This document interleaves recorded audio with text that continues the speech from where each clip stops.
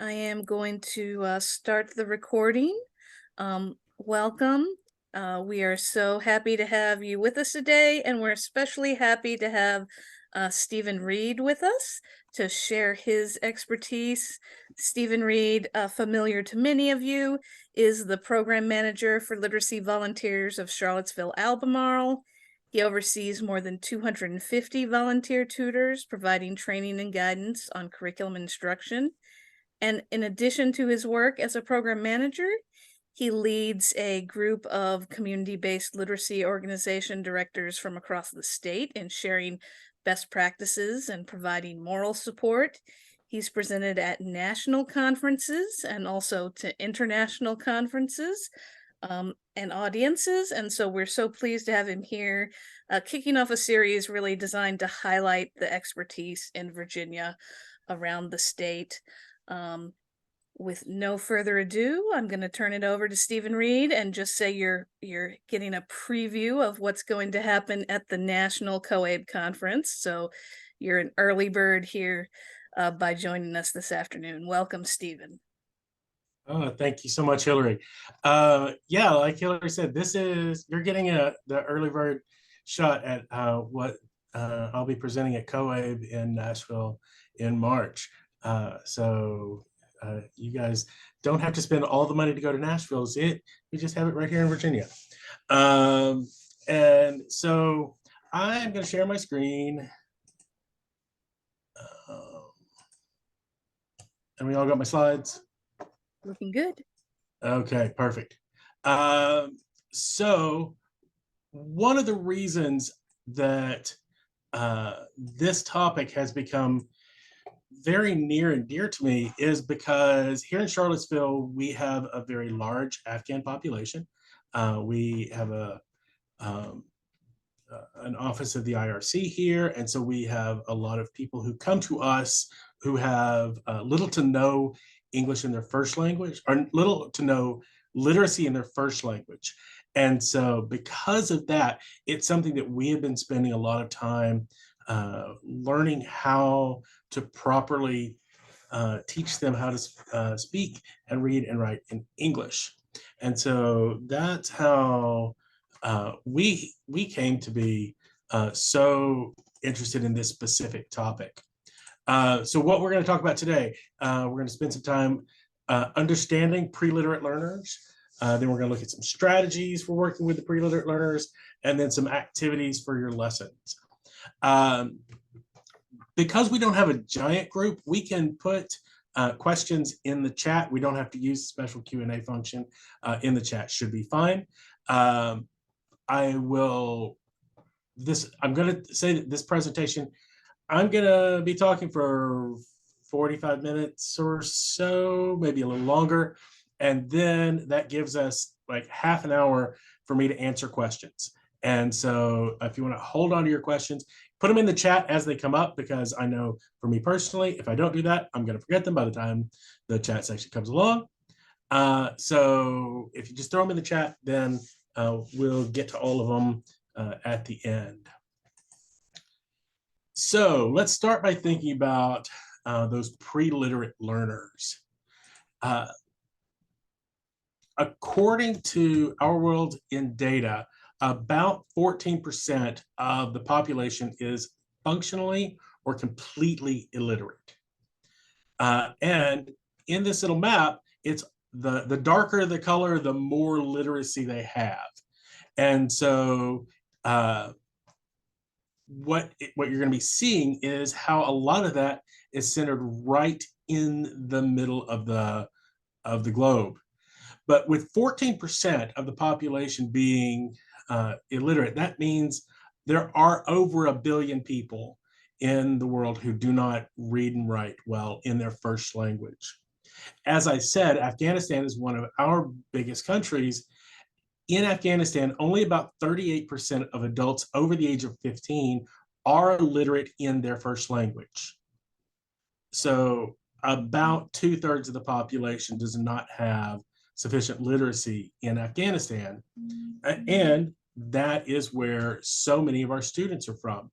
Like if you look at a map of your student population, how many fall inside that rectangle?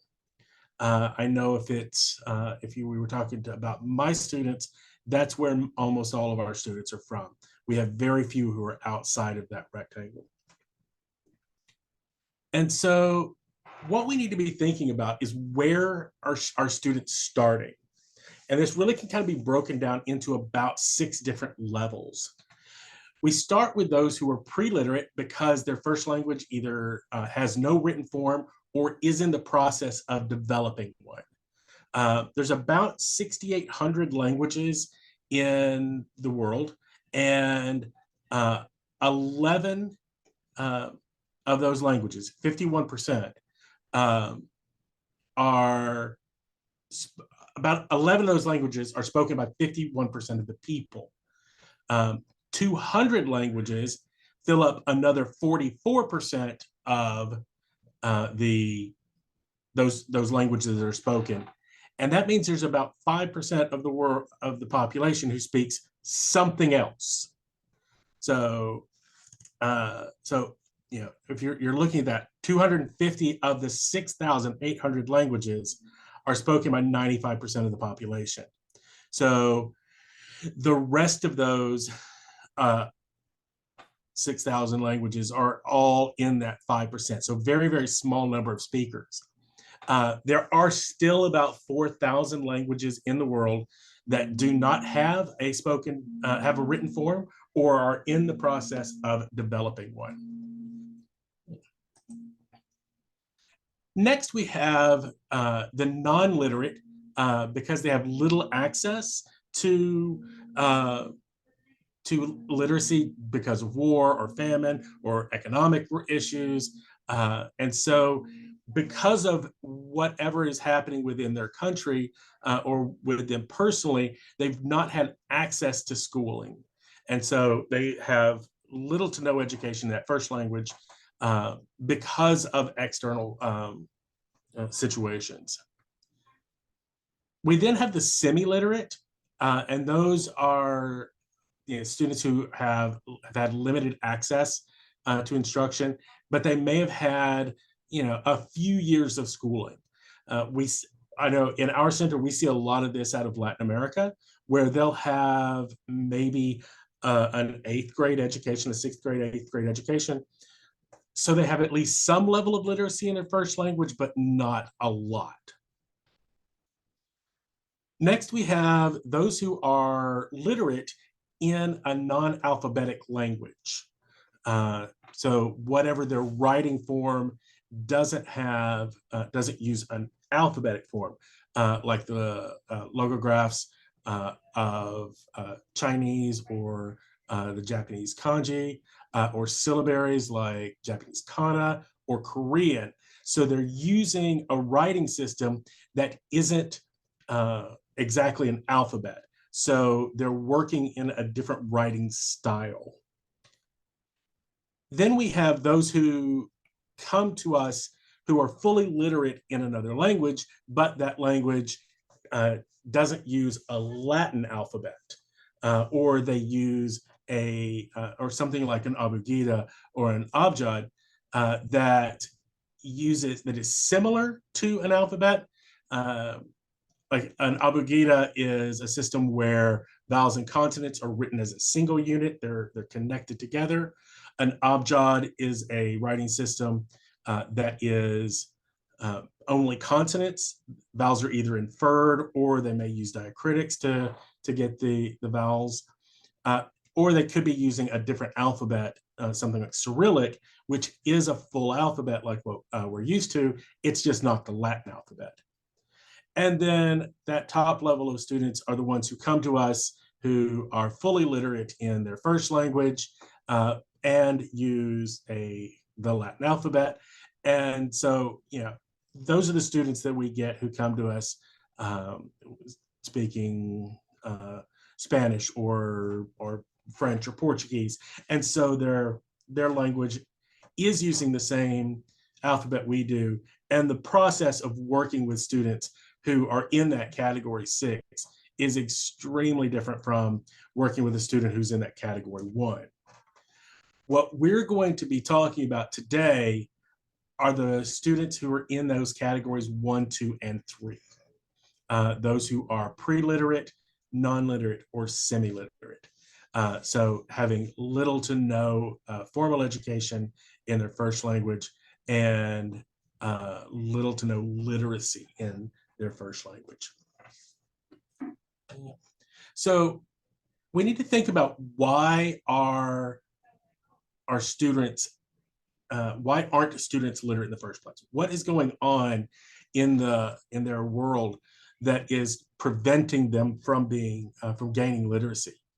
And a lot of times this is going to be attached to political reasons, things like war and genocide, famine, forced migration. A lot of times it's going to be built around things that are completely outside their ability to connect to an education. Poverty is certainly one of those situations where education and poverty are linked together. Even in the United States, 18% of the people who have low literacy account for 70% of welfare recipients. And so there is that tie-in between low literacy rates and poverty, even here in the United States. 82% of children who qualify for free or reduced lunches are reading below grade level by 4th grade. And so poverty is still a connection to literacy right here in this country. We also have to think about cultural differences. In many countries, women aren't allowed to go to school. For example, in South Sudan, 75% of girls never even start primary school. In Afghanistan, with the return of the Taliban, women and girls are not allowed to go to school. In Ethiopia, 40% of girls are married by the time they're 18. In Burkina Faso, only 1% of girls complete secondary education. And so you have to be thinking that is tied into particularly a lot of our Afghan refugees who are coming to us with no literacy. It is tied to their culture. We also have situations where there's ethnic oppression that limits or prohibits education.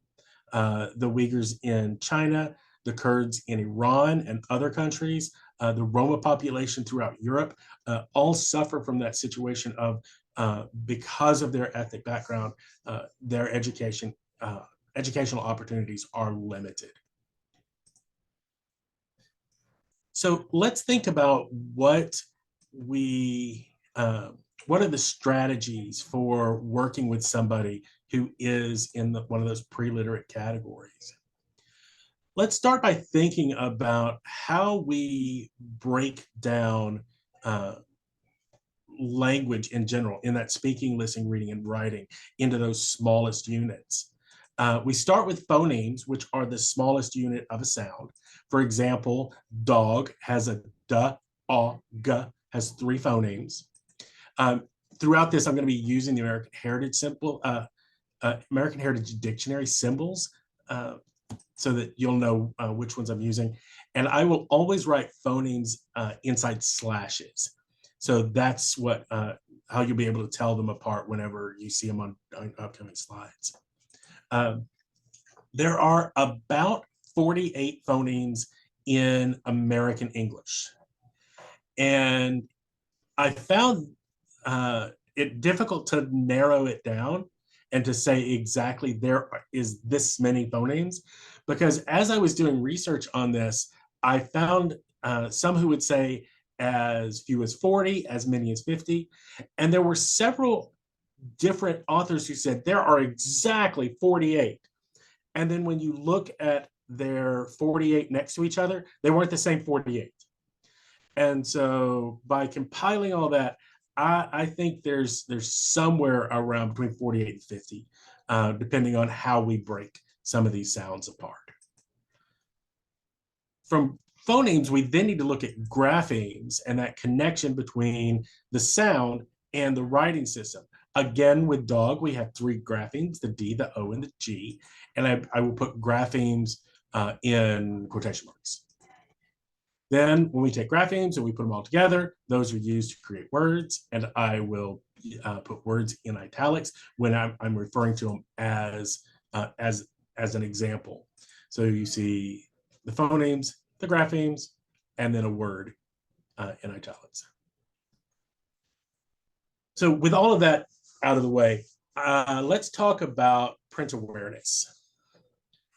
I think this is something that is going to be difficult for some of our students who are coming to us in that category 1 pre-literate phase, because a lot of them are going to struggle being able to recognize that connection between this is a symbol that represents this sound. And so it's important for us to be thinking about that as educators, because we need to help them see that connection between the speaking and the writing and how they are tied together. Sometimes some of our students are not comfortable holding a pen or a pencil. They've never been taught how to hold a pen or a pencil. And so if you're working with a student at that level, it is important for you to be thinking about, okay, what can I do to make sure they're holding that pen correctly? And then I think we need to be thinking about how do we make sure that our students are able to recognize letters and numbers in the Latin alphabet, making sure that they understand what all of our symbols mean. The next step after that usually is connected to high frequency sight words, words that they see all the time. You know, being obviously on this slide is a high frequency word. The is a high frequency sight word. So words that they will need to be able to recognize and know instantly.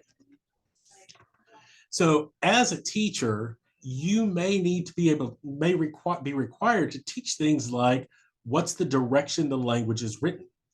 For example, some languages go right to left. For example, Arabic, Dari, Pashto, Urdu, all of those move right to left. There are some that move vertically from top to bottom. Traditionally, Chinese, Japanese, Korean, and Vietnamese all were written vertically. Most have adopted a horizontal style now, but traditionally they were written vertically. You will also need to be thinking about and teaching where the word goes on the line. Particularly those who come to us from Afghanistan, when they see these lines, they will write their words with the line running through the middle of the word. The reason for that is how it's written using the Arabic alphabet, that the line constitutes the middle of the letter. And so when they move into writing in the Latin alphabet, they want to do the same thing, even though that's not how we set up our page. And so you may want to work with them on learning how to get that, get the letters up on the line the way we write them. Sometimes using this type of lined paper, that's what I learned to write on when I was in elementary school. Sometimes that can help. However, I have found that in one-on-one situations, this is extremely useful. In a giant classroom, particularly if you've got like 20 or more students in there, it can get very confusing. And so that's something you're going to want to keep in mind if you're trying to run a large class by yourself. Using that type of lined paper can get a little confusing for the students. So definitely be thinking about that. So print awareness is really brought down to the fact that this sentence means something. English uses the Latin alphabet. That sentence, that connection of letters and symbols means something. But this collection of symbols does not mean anything. And for us, this seems extremely obvious. But it is that way because we've been looking at the Latin alphabet our entire lives. And for somebody who isn't used to the Latin alphabet or used to writing in any language or using any writing system, these two examples look pretty much the same. And so what we have to be thinking about is what is going on that, and how do we make sure that our students understand this is what, this does actually have meaning, and this other part does not have meaning. And sometimes that's going to be a little bit tricky, but it is certainly where you're going to need to start. Speaking of places to start, this one is something that I get pushback on, but I have found that diving headfirst into the alphabet, learning A to Z, and getting them all right and in order, first thing, that's what we have to do. And I don't agree that that's what we have to do first thing, because it can be overwhelming. If I handed you this and said, okay, this is what we're working on today. Day one, let's learn all of these. How are you going to feel? How do you feel about looking at the Arabic abjad and going, okay, we're going to get started, and that's what we're going to do? It feels a bit overwhelming, right? And then this is what those letters look like in their initial form. They will have a separate form if they are in the middle of a word, and a third form for some letters if it's at the end of a word. And so that makes it even more difficult. And you're probably already thinking, but that's pretty tricky to look at right now because I don't understand anything that I'm seeing. And then I can throw the Burmese abugida at you. And in this case, the abugida is a combination of the consonant and the vowel sound connected. And so if you had to learn that on day one, it feels overwhelming. That's a lot to learn. And so if we compare that to this and this, and we put all of that together, that's a lot to learn right away. And so starting with A and going to Z and learning them all in order can be overwhelming. So I do not recommend starting with the alphabet and diving in. So somebody unmute and tell me what letter this is.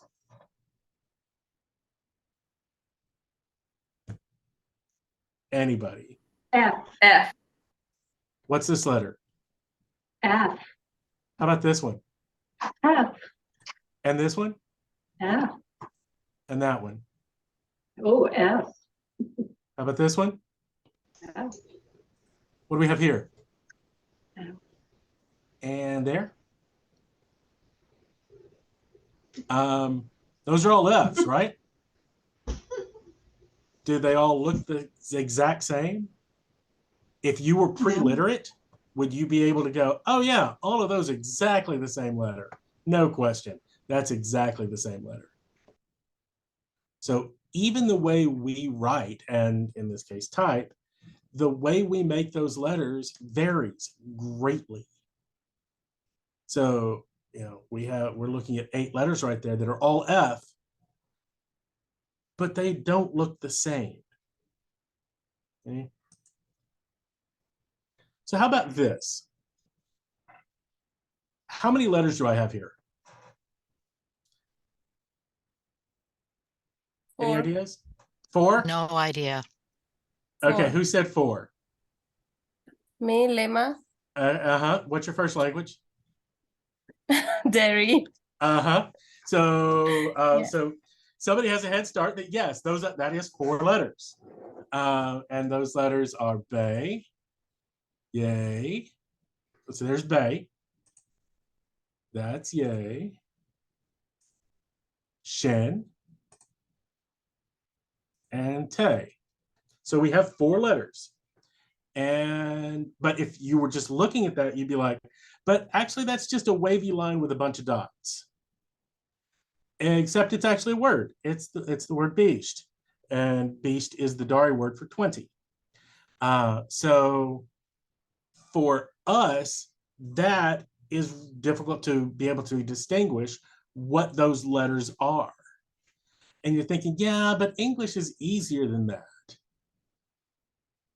So, but is it really easier? Because what do I have here? I got a circle and a line, right? And so that's a P and a B and a D. And if I put a little tail on it, it's a G. And if I move my little tail, it's a Q. But to a lot of our students, it's a circle and a line, and you move the line around, and then you put a tail on it a couple times. And so that isn't that much different than what we saw a minute ago in a different writing system with what we saw as a wavy line and some dots. They look at our letters and go, it's a circle and a line. And that can be, it's just as confusing. So we need to keep that in mind as we are teaching our letters. That's why I say don't start with the alphabet. It gets confusing. What I say is you start with the letters that matter. So if you're working with someone who isn't literate, start with the letters in their name. If they are still working on connecting sounds and symbols, start with those letters that are in that person's name, and then add their spouse's names, their children's names, their addresses. Okay? Once they are able to start picking up common words after you've gone through their name and you start adding common words to it, eventually you're going to get to a point where they have all the letters. But and then you can kind of build the alphabet as you go. Once they have learned all the letters or most of the letters, you can kind of put everything together and say, okay, and this is the order we put it in. But the important thing is start with those letters that are going to matter to them. Then you can build off of that. The next aspect of language that we would be looking at is vocabulary. Concrete nouns are the quickest and easiest to learn. The mind is really good at mapping a word to an object. And whenever you're doing this, showing examples is always a good idea because you can touch those concrete nouns, and they are sitting at a desk, they're sitting in a chair, they're holding a pencil. That vocabulary is quicker to pick up. The next thing tends to be action verbs. Take a little bit longer, but if you teach it in a way that it is easier to map, it's going to help. Also, if you get your student up and moving and doing whatever the action is, it will also help tie that action into the word that you're trying to teach. So tying the getting up and moving around to learning the new vocabulary is going to help. It's a little trickier when you're teaching short actions, and even more tricky whenever you're in looking at state verbs. Those stated verbs are a little harder to map out in our brains. Next are adjectives. I tend to start with adjectives that are easily identifiable, like color and size. Those are a little tougher for the mind to make that map and lock it in solid. So that's why those are a little bit further down. But usually things like colors and and size and sometimes temperature, those types of adjectives come in a little bit quicker.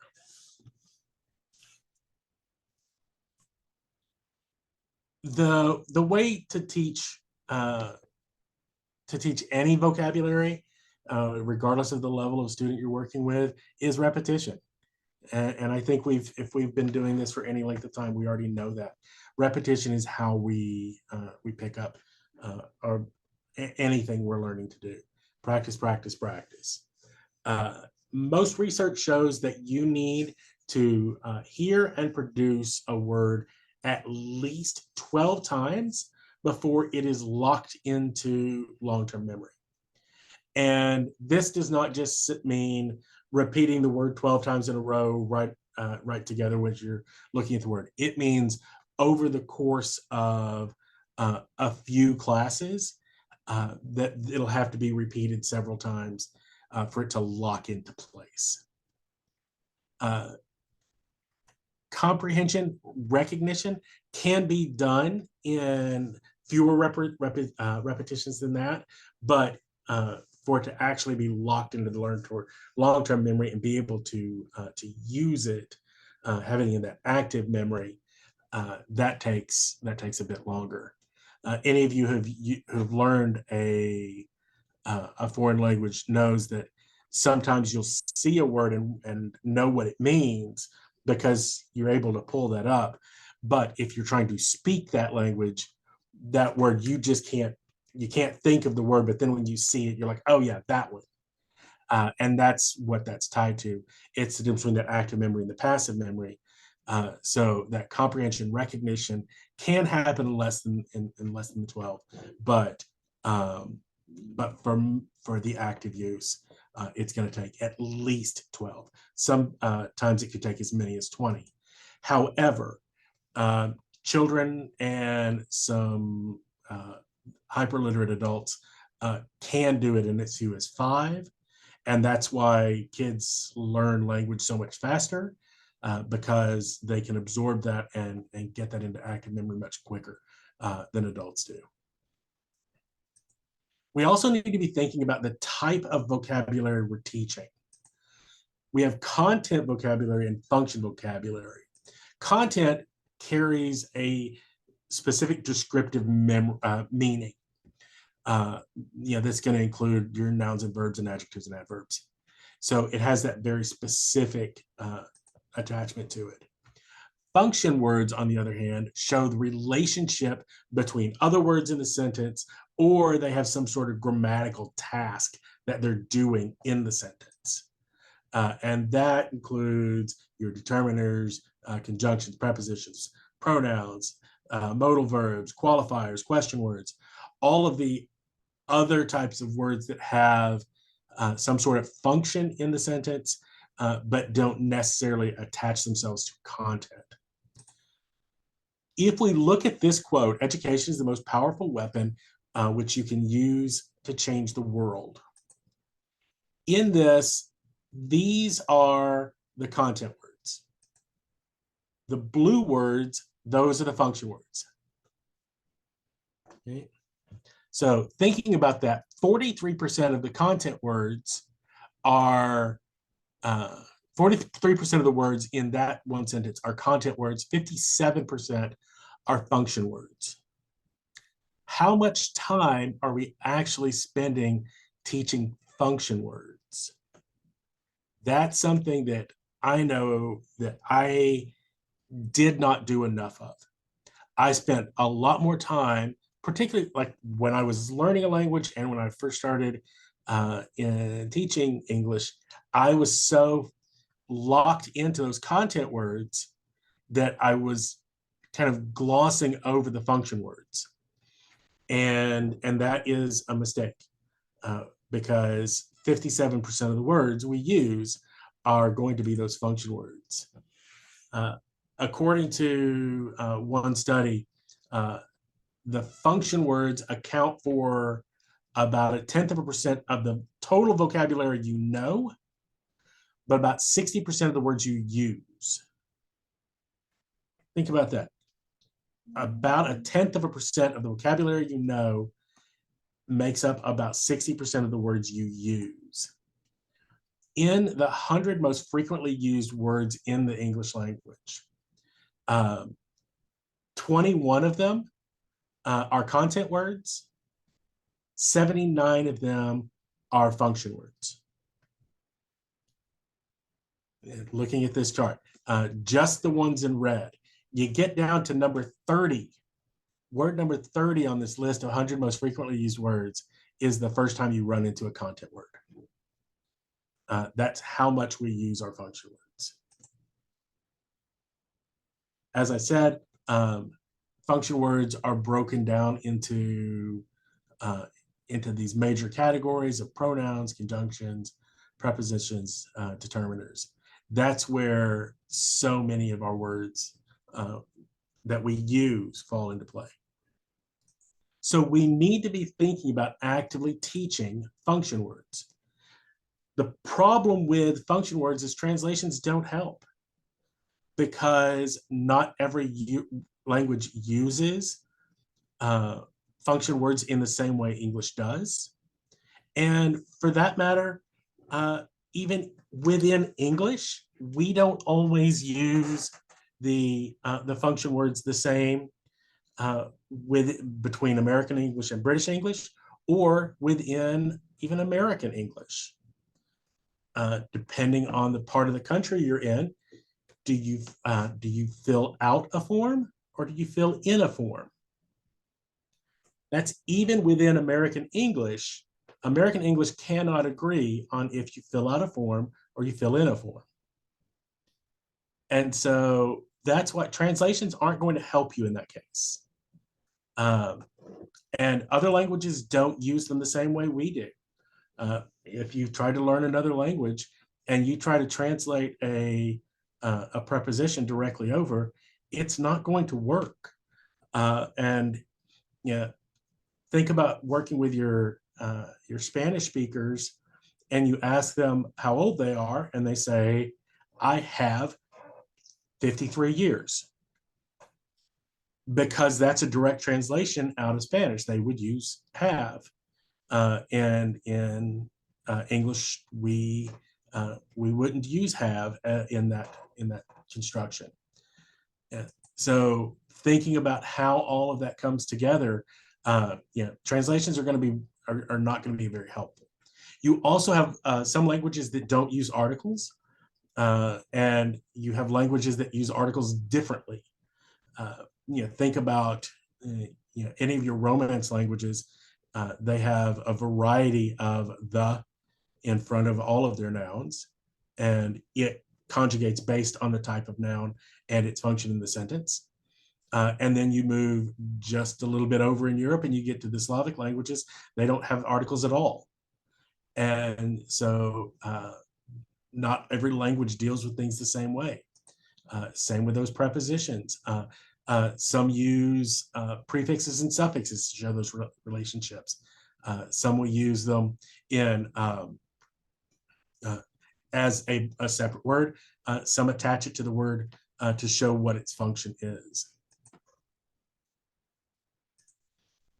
So when I'm thinking about the function words, I tend to start with prepositions because those are the easiest to get through.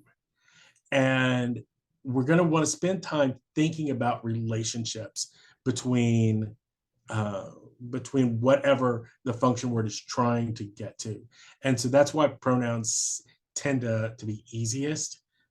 Also, most languages do have pronouns. They may not have all the pronouns we do. There are several languages that he and she are not broken apart. It is just a single pronoun for a singular person. It's not based on gender of the person. And then focus on what that word does within the sentence. How is it being used? And so how are you going to help your student make that connection between the use of this word and how it fits into our sentences in general? Unfortunately, sometimes you're just going to have to teach collocations because certain words and phrases just lock in. but sometimes that can be a bit tricky. And then particularly when you're looking at phrasal verbs, why do I get in a car, but I get on a bus? And so we've got weird situations like that within English that your students are going to be like, I don't understand. Why am I not getting in both a car and in a bus? It's just, that's the way we do it. Sorry.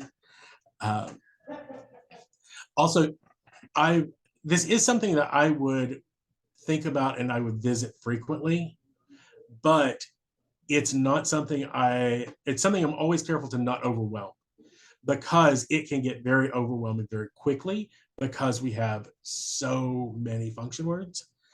So that is something you're going to want to think about. Do it often, but don't let it get overwhelming. I think using pictures is a great way to teach vocabulary, particularly whenever I'm working with those concrete nouns.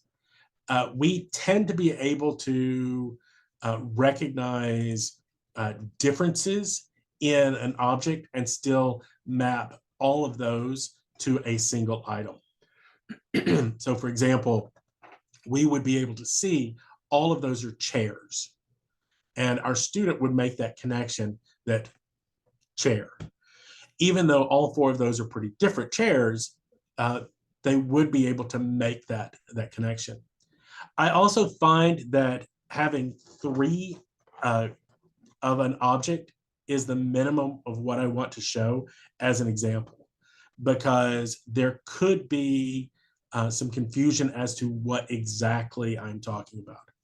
So if I'm talking about the word pen, I may hold up a ballpoint and a felt tip pen and another ballpoint of a different color, so that the word I'm trying to teach obviously is pen, and they're not. If I hold up one, if I hold up this one pen, I don't know how many of you can actually see my image right now, but you could be looking at this and thinking, okay, is it pen or is it black? Which is the word he's trying to teach me? Because just by using that one word, it's not enough. So if I held up these three, pen is obviously the item that I'm looking at, because the only thing these three have in common is the fact that they are pens. And so that's why I think three is probably a good number to be looking at whenever you're teaching that vocabulary, so that they can see that obviously this is the item I'm referring to.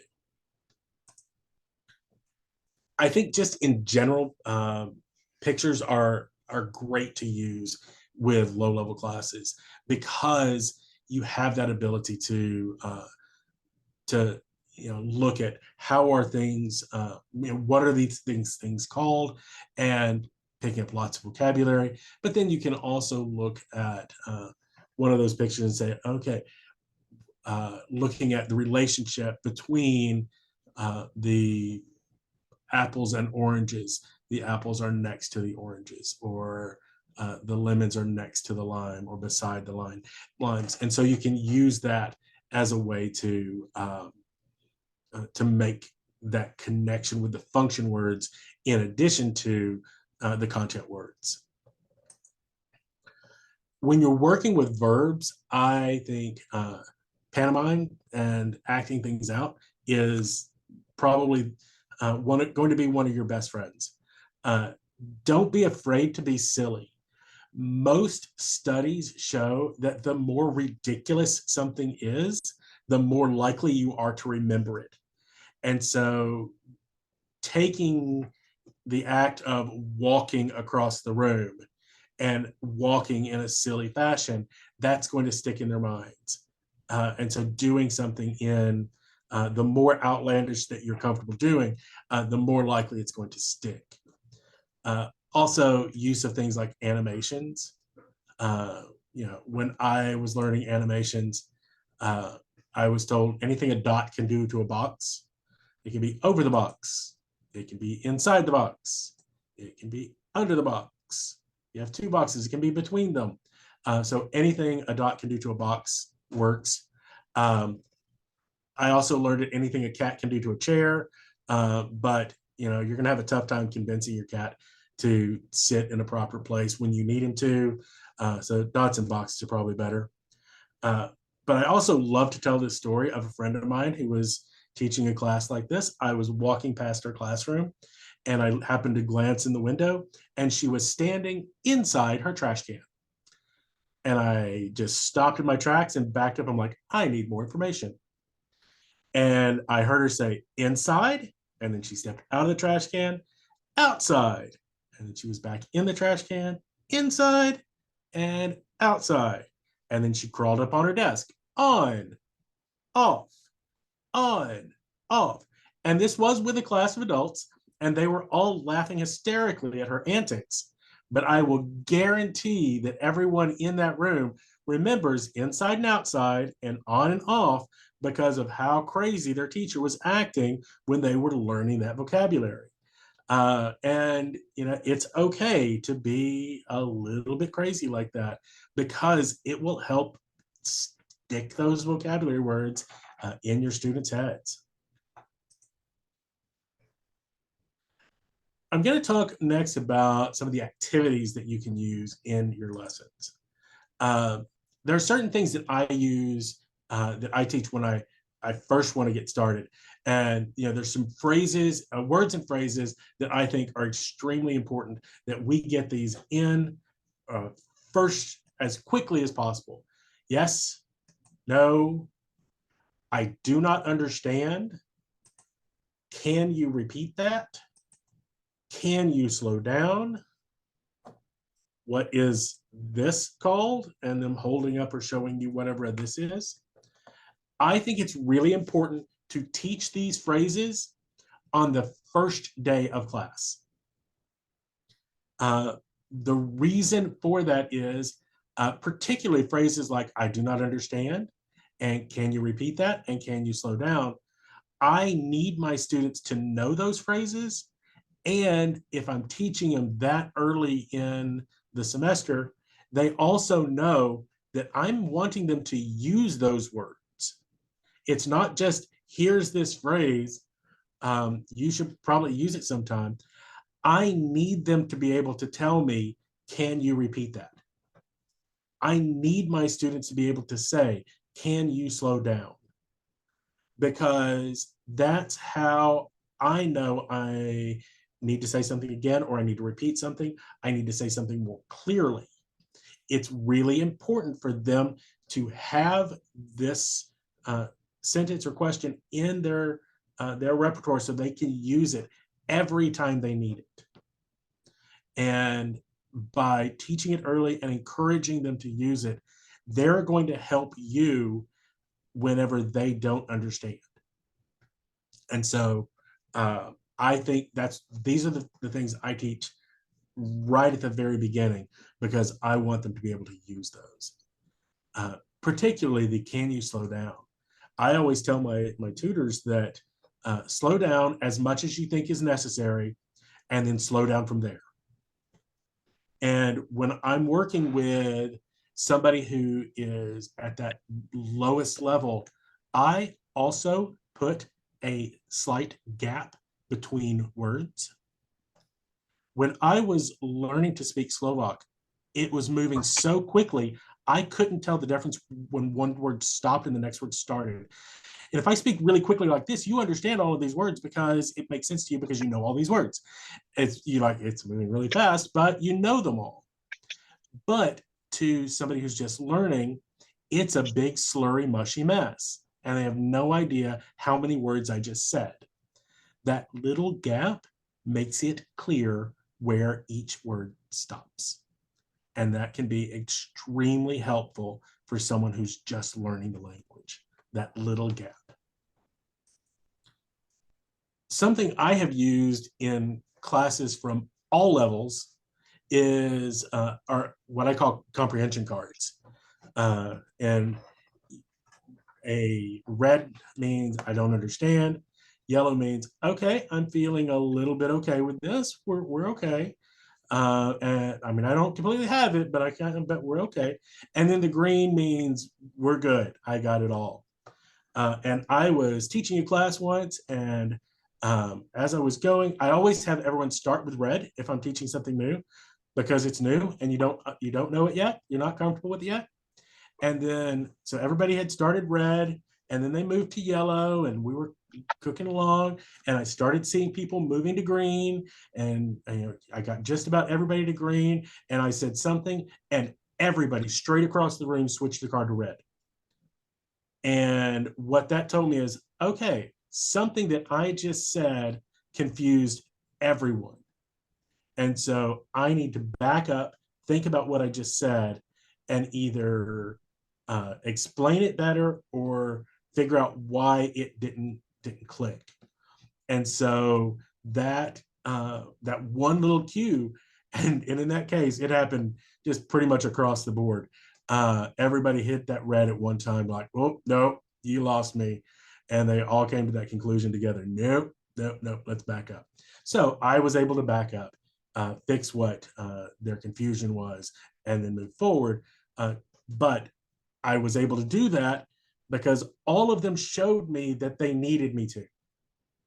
And that's one of those things that I find that when I have that relationship with my class, that they know it's okay to red card me.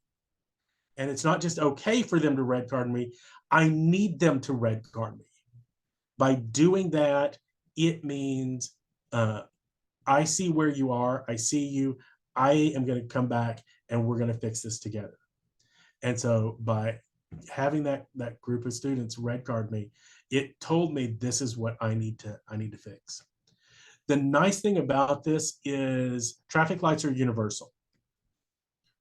Pretty much everywhere in the world, green means go, yellow means slow down, red means stop. Well, there's certain places here in the US where green means go, red means stop, and yellow means go really, really fast to get through that light. But the theory is it means to slow down. So they would be able to get that. They may not necessarily understand the smiley faces, but they will certainly get the color. Another method that I have used when working with students is the disambiguous method. Let's say we have been working on learning the names of fruits. And in previous lessons, we had talked about apples, and we had talked about strawberries, and we talked about oranges. And we are really good with those words. We spent the last couple of weeks on them. We all know apples, oranges, and strawberries.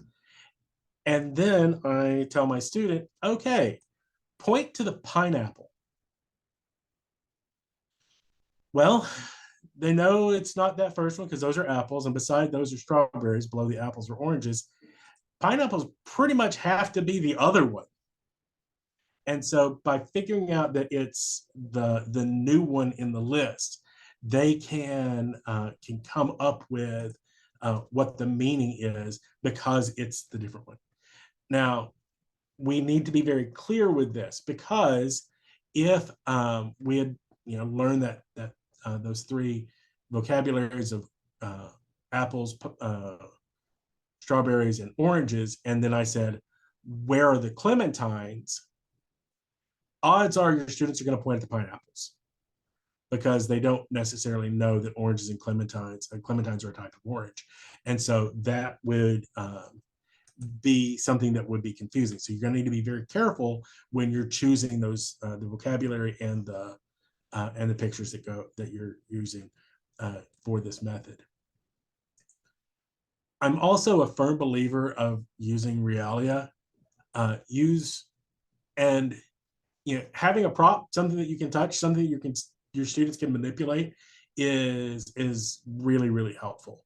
And also use things that are relevant to their lives. So if you want to bring in a bus schedule, don't bring in the bus schedule to Los Angeles, because we don't live there. That is useless to us. This is the bus schedule for Charlottesville, and that's the one I would use to teach with, because that's the one that my students are going to be using. And so I do tend to stick with things that they will be using in their daily lives. Whenever I'm working with um, with with spelling, and particularly that connection between phonemes and graphemes, I will use something like this and have them look for which two are the same. In that first column, in that first box, we have bed, bad, bed, beds. Which two are exactly the same? And then pog, dog, dog, bog, which two are exactly the same. And then you can also use it as the which one is different in sent, send, sent, sent. Identify the one that has a difference, a different letter in it. So being able to recognize which of these is a different word or which of these are the same. Keep in mind that whenever you're working with lower level students, the first level of picking words and understanding words is going to be identification. And so before they're able to create it, they're able to identify it. So in that first picture, I am going to work by bus.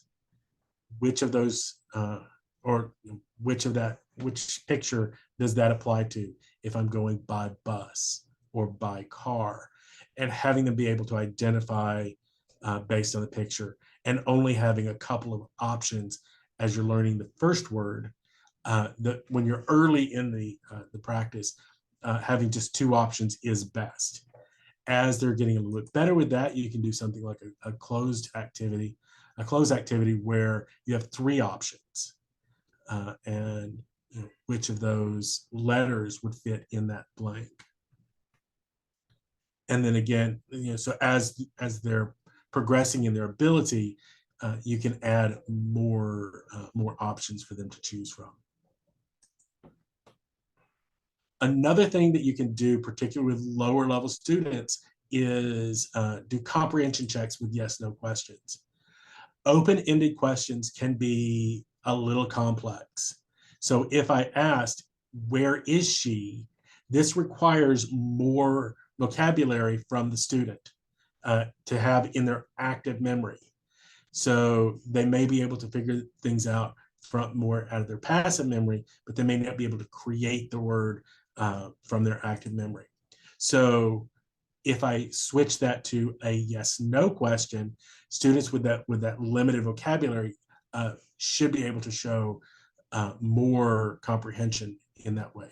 Is she at the store? Yes, or yes she is, or yes she is at the store. Is she at the bank? No, or no she is not, or no she is not at the bank, or no she is at the store if they're at that level. Is she at the post office? So depending on what that student's level is, they may be able to respond with, maybe it's a single word, maybe it's a nod of the head or a shake of the head, or they may be able to get to a point where they can answer those in complete sentences. So, and this is one of those things where you can kind of build the difficulty up as your students' abilities go up. You can make it more complex, but starting with just yes/no questions is a good way to get those comprehension checks in. Another way is to use either or questions. Again, we're looking at two options by having a limited number of possibilities with either this or that. It makes it a little bit easier for them to show that they are understanding. Is she at the bank or the pharmacy? Your student would be able to hopefully say, if you've been working on this, she is at the pharmacy. Or maybe they'll just say pharmacy.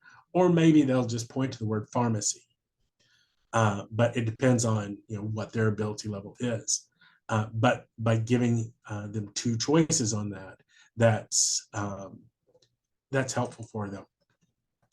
Is he on the bus or is he on the train?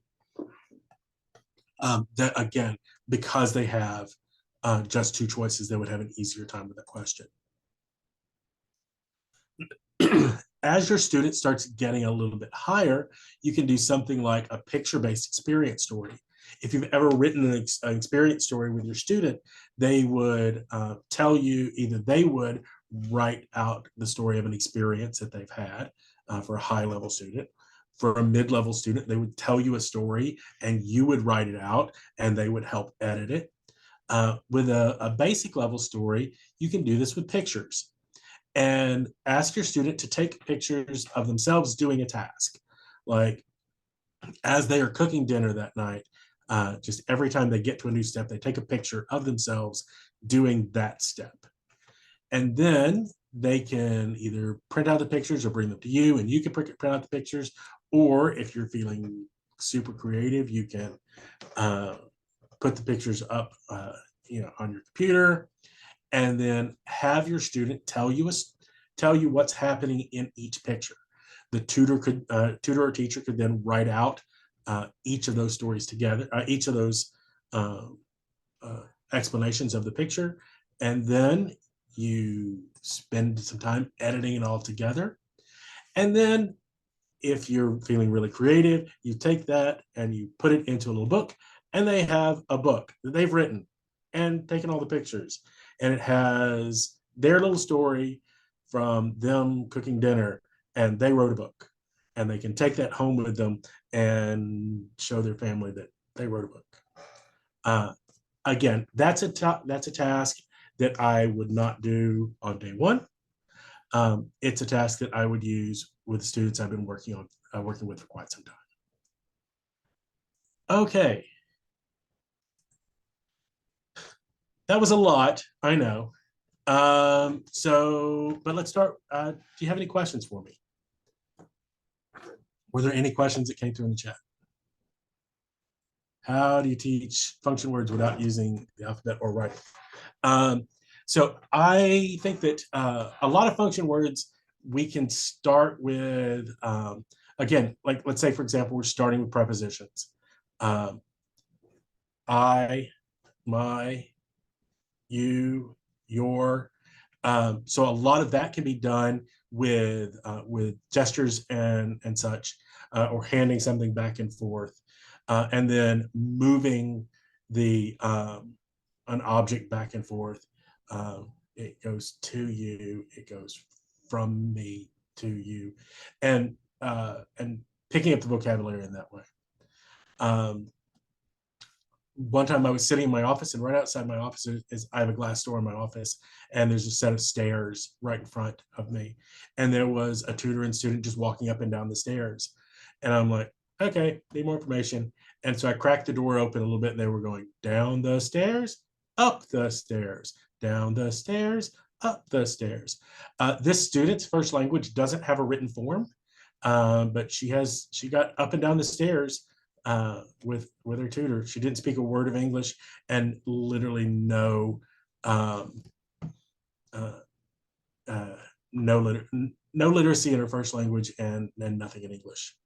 So some of the function words are going to be much easier to learn than others. Whenever you're starting with the things like articles, articles are tricky because it's not something that is easy to teach if their language doesn't have them. And so what you're going to want to be thinking about is at first just putting it in basically in a co-location. I have to go to the hospital.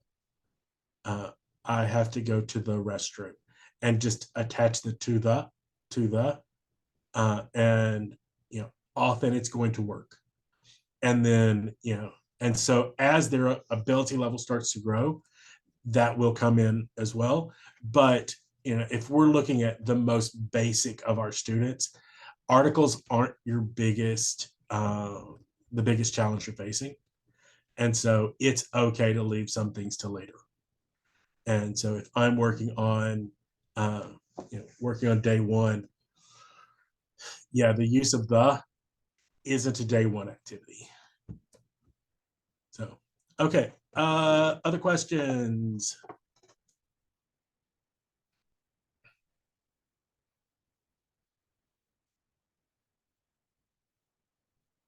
We had a question about the questions you teach on day one. Was there anything else along with just what those questions are?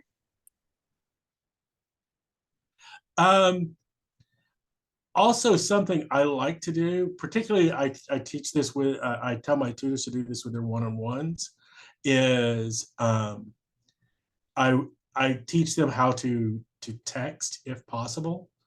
I cannot come today, or I will be 5 minutes late. I will be 10 minutes late. And if they have the ability to do that, or if they, if they don't have the ability to text that out, then also teaching them to make that phone call and say, I cannot come today. I will be 5 minutes late.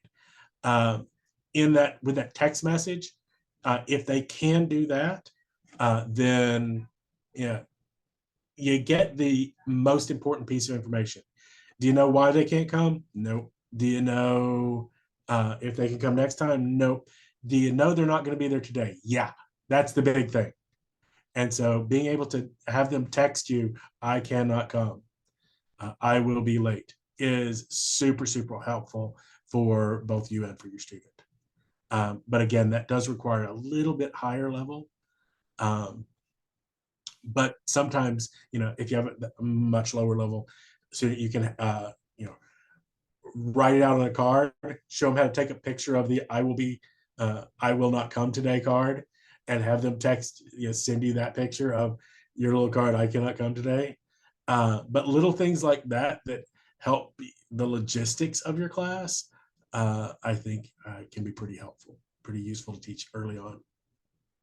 We also have a question in the chat. How do you help literacy students when you have a large class with multiple levels? If I had an answer to that one question and could just give you here's the magic, I could publish that tomorrow and retire.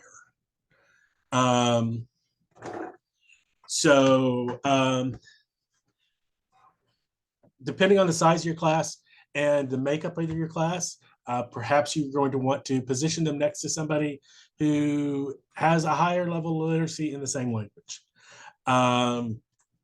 And I know that can help the lower level student and hurt the higher level student, but you just do that until they can kind of catch up a little bit. Also, maybe keeping that lower level student near the front of your class so you can kind of keep an eye on them and have an idea of how they're working. But depending on the size of your class, it can be that can be a big challenge, and there isn't a single one thing that's gonna help you. I would think that the first thing I would do if I were given a class of 20 people and I had one student in there that was pre-literate, first thing I do is ask my director for an aide, and get another body in that room. Ask for a volunteer from the community. Yeah. Thanks. Okay. We have a question. Lema has a couple of students who can't learn the alphabet. She's tried some different ways. Do you have any ideas for her? So again, I would start with, do they know the letters in their name? Can they work on just, learning the letters of their name, learning the letters of their kids' names, learning their address. Start with that. Really build on the idea of what are the letters that are most important to them in their lives right now. Odds are a Z and an X, probably not terribly useful. Depending on where they're from, a Q may or may not be useful. So it's good, and that's why I always choose the letters in their names and their families' names, because it's the letters they're going to use first, and they're gonna recognize this symbol means me, and this set of symbols, when I put it out, that's my name. And so then I start with that, and then so I do something like that. Sometimes what I will also do is I will early on in the lesson, if I've got a bigger class, I will create like a little folded placard type thing and have them write their name on that on both sides. So one side's facing out to me and the rest of the class, and one side's facing into them. So they can also be seeing those letters every time. And they're like, okay, I know that these letters, those letters make up the sound of my name. And so I recognize that S is a sus down because the first sound in my name is Steven. So that's and this letter that connects. And so seeing it a lot in addition to everything else you're doing can sometimes help. Okay. And do you have any recommendations for materials, either guidance or curricula? It can be, hard to find things for that pre-literate level. Yes, it can be. Well, hopefully you're going to be starting with a textbook series that your school has given you. And I found that a lot of textbook series, like I use the Ventured series from Cambridge University Press, and their basic level book actually comes with 2 different workbooks. They have the basic book and then they have the literacy book.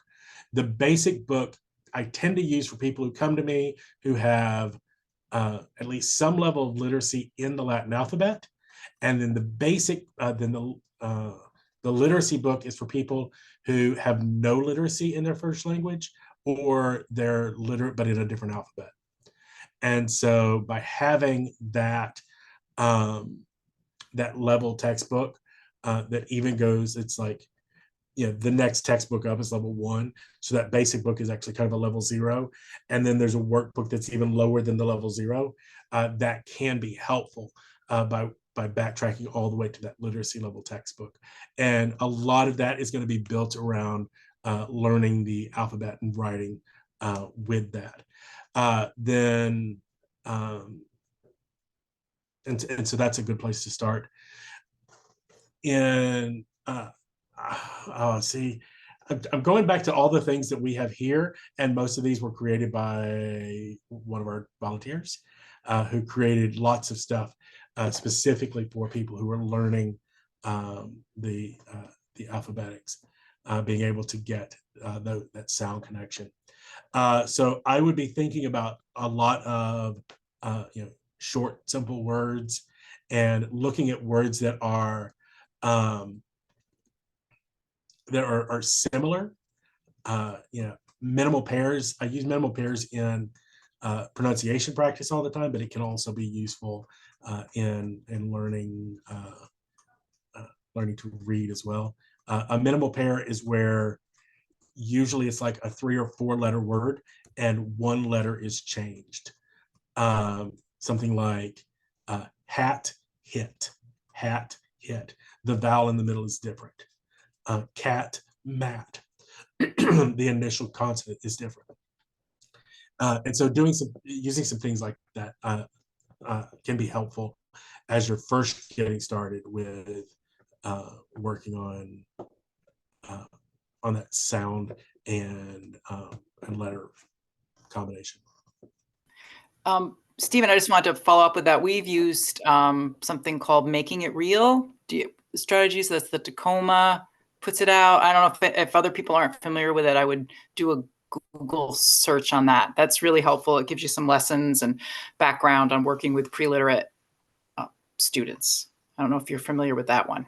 I'm not, but I will be Googling it as soon as we're done. Yeah, well, I will send you, I believe I have your email. I'll send you. Okay. I'll be happy to send it to you. Yeah, Making It Real, teaching pre-literate adult refugee students. But of course, it could apply to anyone. It doesn't have to be adult. And it's the Tacoma Community House Training Project put it out. Anyway, but so I would definitely encourage people. Yes, helpful. And but we really wanted a book. We wanted a book, So thank you. I just dropped that link in the chat, so you should also be able to find it there if you're. Great. Thank you, Hillary. Okay, more questions?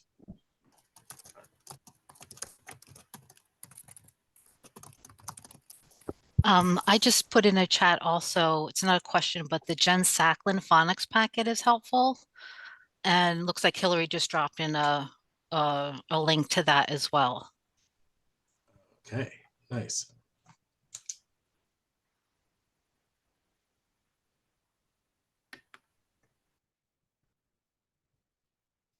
Yeah, I think everybody who does this is always looking for more materials and new things. And so, yeah, I'm taking notes too.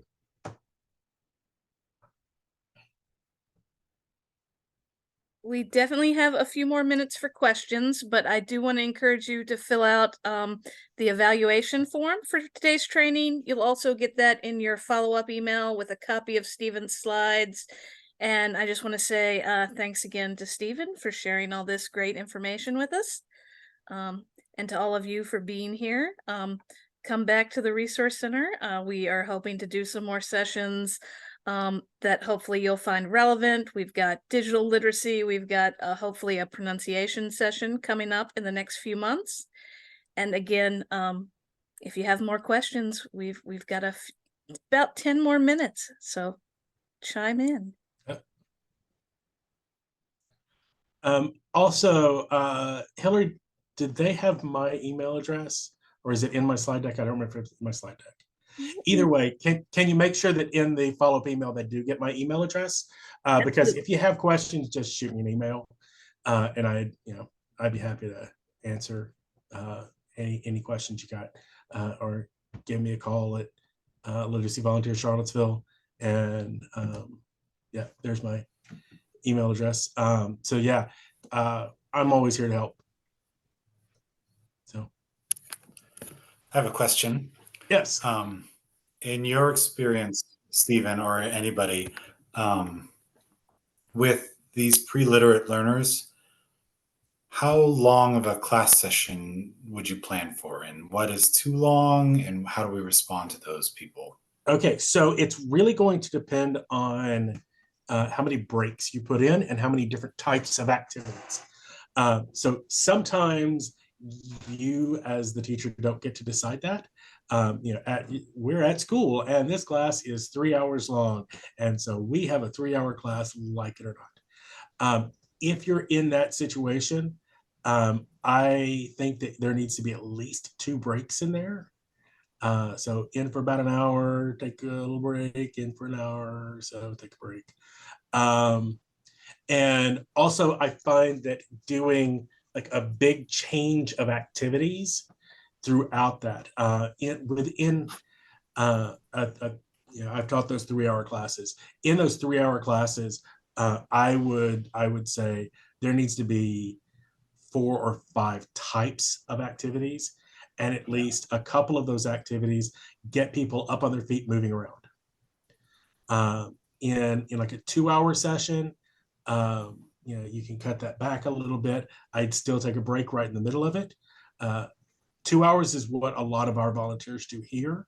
And most of the time they'll work for about 50 minutes or so, and then they'll take a break for about 10 minutes, and then they'll work for another hour. But the types of activities, within an hour, what I would do is I'd do, one where we're kind of sitting and focus on, what's in front of us, and then, get up and walk around a little bit and do something. So, is there a perfect length of time? That's going to depend on the student. Some students are exhausted after an hour. So, going longer than that isn't going to work. You've got some who'll be able to muscle through for 3 hours and be fine. So, if you have any leeway in there, use your student as a gauge for that. But okay. I think for varying the types of activities is the biggest key there.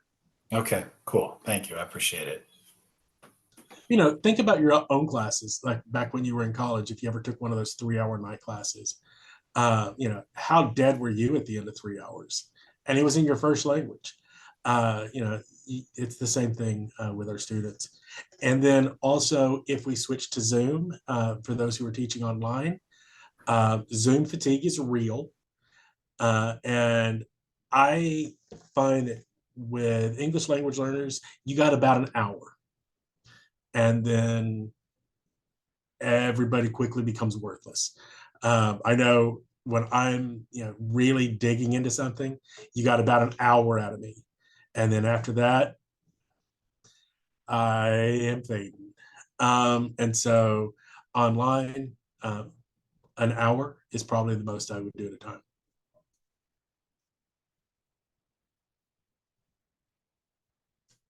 Okay. Other questions?